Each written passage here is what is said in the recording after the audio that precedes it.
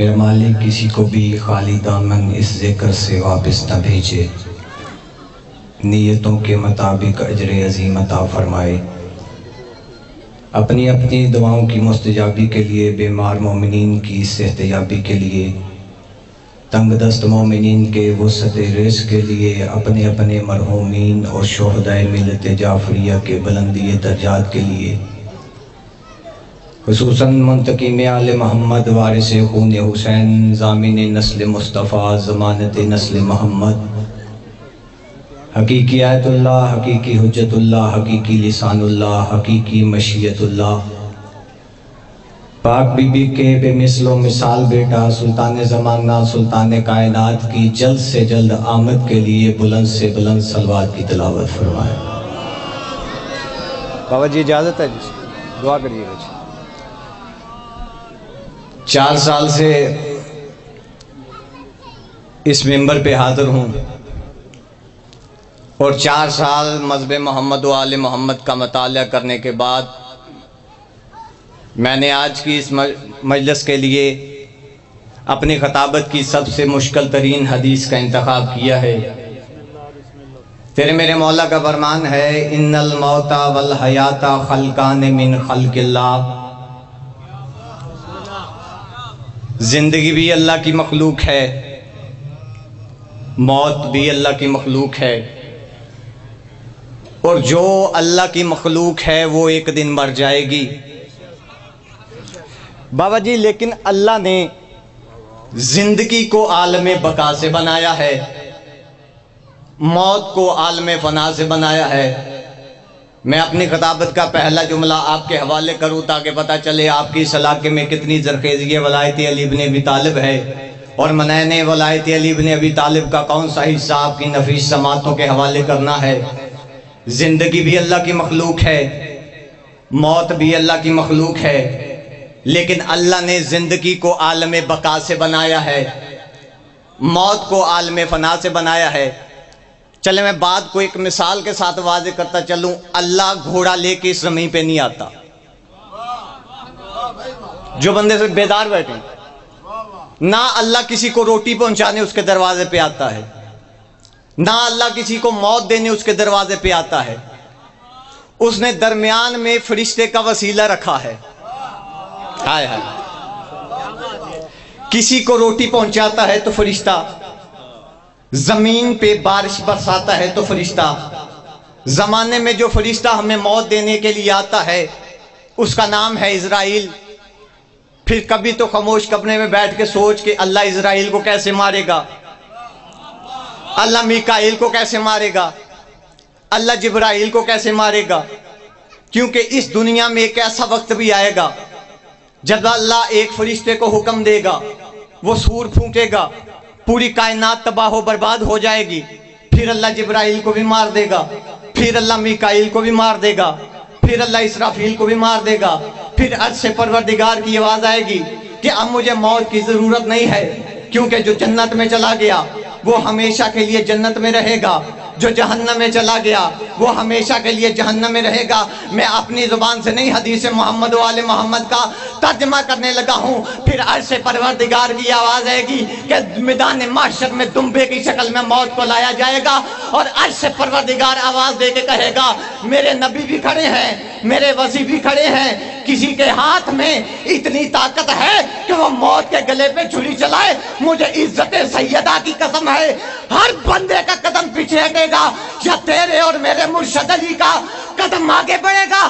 علی چھری ہاتھ میں اٹھا کے موت کے گلے پہ چھری چلا کے پروردگار سے مخاطب ہو کے کہے گا پروردگار، جو موت سے ڈر جائے وہ اور ہوتا ہے، جو اپنے ہاتھوں سے موت مارے وہ علی اور ہوتا، جو اپنے ہاتھوں سے موت یا علی آئے، جو اپنے ہاتھوں سے موت مارے وہ علی اور ہوتا ہے۔ اور بندے ہمیں آگے کہتے ہیں کہ ہر وقت علی علی کہتے رہتے ہو، تمہیں علی علی کرنے کا کیا فائدہ ہے؟ جب قبر میں جاؤ گے تو پہلا سوال ہی نماز کا پوچھا جائے گا، علی کہنے کا کیا فائدہ؟ میرا بھائی ہم مانتے ہیں کہ قبر میں پہلا سوال نماز کا ہوگا، لیکن مولوی صاحب مکمل سچ بول، آدھا سچ مکمل جھوٹ سے زیادہ خطرناک ہوتا ہے۔ ہم مانتے ہیں کہ قبر میں پہلا سوال نماز کا ہوگا، لیکن یہ بھی پتا نماز یزید والی نہیں حسین والی پوچھی جائے گی۔ جو بندہ بول سکتا ہے، جسے مالک نے ضمانت آ گئی، پہلا سوال نماز کا۔ اور معصوم فرماتے ہیں جب سوال نماز ہوگا صالح عمل بندے کا میت تڑپے گا۔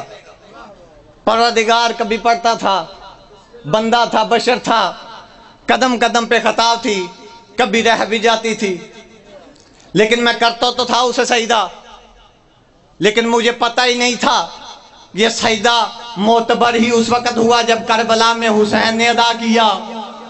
ہائے ہائے، میں کرتا تو تھا نیت نماز پڑھنے کی، لیکن مجھے پتہ ہی نہیں تھا اس نیت کا نام ہی تو زہرا ہے۔ جب سوال نماز ہوگا، اس کے بعد روزے کا سوال ہوگا، تیسرا سوال حج کا پوچھا جائے گا، چوتھا سوال زکوٰۃ کا پوچھا جائے گا، پانچواں سوال ولایت علی بن ابی طالب کا پوچھا جائے گا۔ اور معصوم فرماتے ہیں کہ جب علی کی ولایت کا سوال ہوگا تو مومن ارادہ کرے گا کہ میں خدا کے فرشتے کو بتاؤں کہ میں علی کی ولایت کو تسلیم کرنے والا ہوں، میں علی کے اختیار کلیہ کو ماننے والا ہوں۔ معصوم فرماتے ہیں ابھی مومن نہیں بولے گا یا علی اپنی کرسی ولایت چھوڑے گا اور اپنے حبدار کے سینے پہ ہاتھ رکھ کے کہے گا مادہ کالا بھی کنہ نقصن وعلیہ تمام ہوں، اور گھبراتا کیوں ہے؟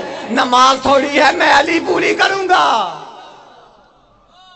نماز تھوڑی ہے میں علی علی انبولی۔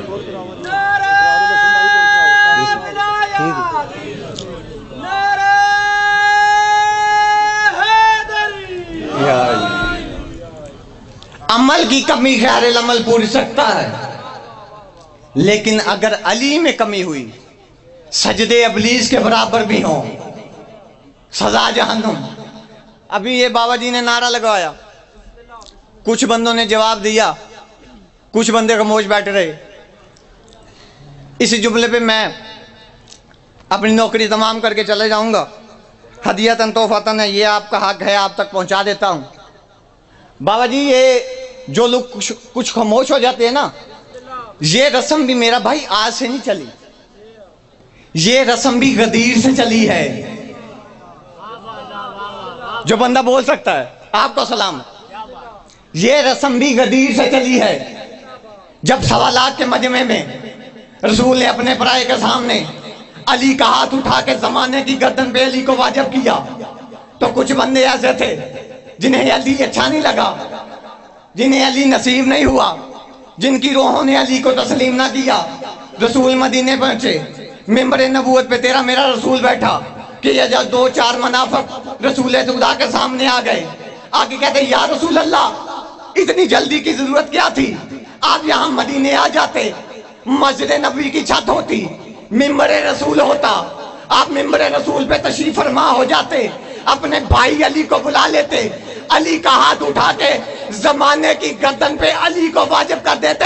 رسول نے کہا لولا مبلغ ولایت علی لا حبط عملی، اور محمد ہو کے میری مجبوری تھی، اگر میں غدیر میں علی نہ پہنچاتا اللہ میری زندگی کے عمل مٹا دیتا، اور تو ڈوب کے مر نہیں جاتا۔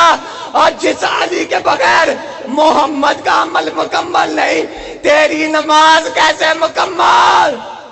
ہاں تجھے مل کے حیدری۔